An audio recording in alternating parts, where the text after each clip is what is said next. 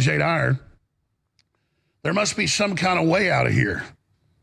I don't see the New World Order's plan working. The Bible says it won't.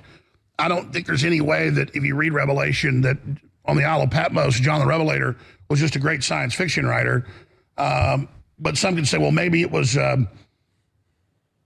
missionary protectorate like Frank Herbert talks about in Dune, where actually this was pre-planted to become a self-fulfilling prophecy.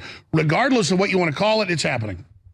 Yeah, Dune's a great example of this too. Dune has all these geopolitical elements in a symbolic way in that dystopian story. You have even elements in the novel of MKUltra, right? So you have these spies that are trained. You have the controlling of resources, which in the movie is drugs, or in the book is drugs as well.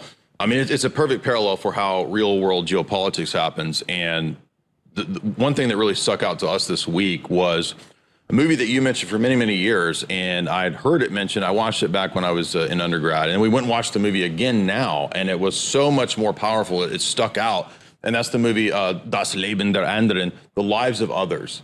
And the reason that matters is that everybody knows and has this idea of, you know, the Stasi, the communists, and how they harass people and how they would actually hang on every word that you said, and anything that you said against the regime would be a kind of way for you to have your credits shut off. They were doing all of this in the Stasi system, right? If you watch that movie, the guy who's tasked with following and spying upon these artists, right? There's a playwright and there's an actress, and he's there under the party boss to spy on them and to harass them.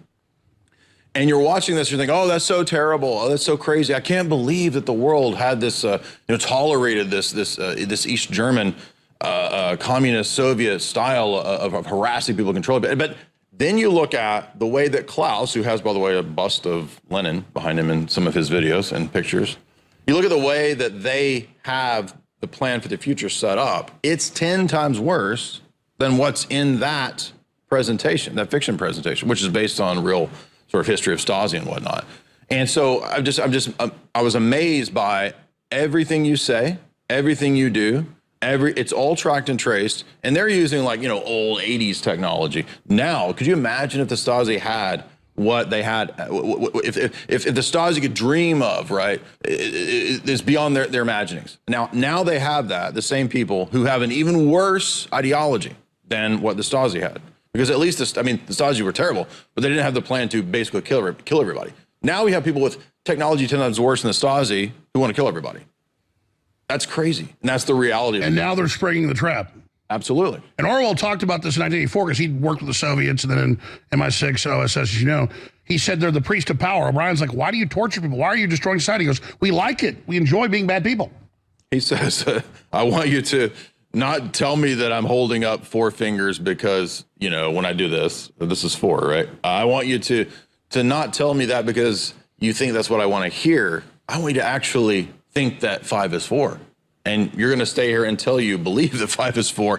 And the crazy part about that novel, as you know, is that by the end of it, you know, Winston ends up conditioned. He ends up integrated back into the collective system. So, yeah, it's and they still kill him. Yeah, there is real evil. That's the point here, right? Evil is not a psychological thing. It wants your free will, it wants your soul, it wants your consciousness. And evil is a conscious entity. It's not a generic abstract thing. It's a real conscious thing that is willing the destruction of humanity. I mean, is it not obvious to me that the best explanation for what's going on is something spiritual, something demonic? Because how could you have all of these cultures instituting human sacrifice, instituting the same practices throughout the millennia? Here we are. They want to have a... That had no connection to each other. Yeah, right. Here the world government, right? Tower of Babel represented human sacrifice. They want to bring it back. Get rid of all the humans. It's the exact same plan. It's demonic, obviously. We've got 10 more minutes, riveting information. What do you want to cover when we come back after this 1-minute break? We can get into the history of the people, you know, the entity, the organizations. We can get into the history of something like Gladio, which is a great insight into this, organized crime, all of that tying into how they control, how they run this. Let's do that. And briefly, we know that the big boards of the New World Order run things. They represent all the different groups, but who's the most powerful in the New World Order today? When we come back with Jay Dyer of jaysanalysis.com, stay with us. We'll be right back.